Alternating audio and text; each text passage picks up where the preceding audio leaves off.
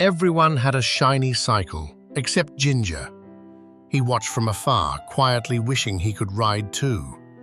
He searched every corner for coins, hoping to save enough for his own cycle. He counted each coin with care, but it still wasn't enough.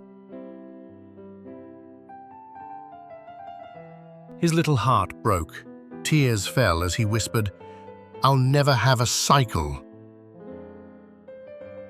Without a single word, they looked at each other.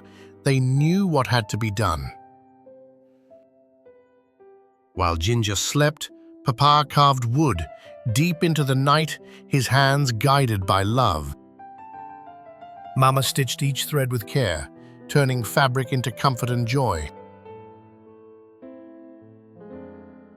The next morning, something big waited outside, covered, mysterious, just for him. He pulled the cloth and gasped. It wasn't just a cycle.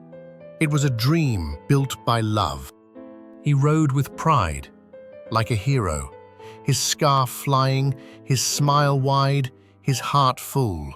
He didn't see just a cycle. He saw carved hearts, hand-stitched love, and silent sacrifices. Under the sunset sky, they held each other close. No words were needed. Love said it all.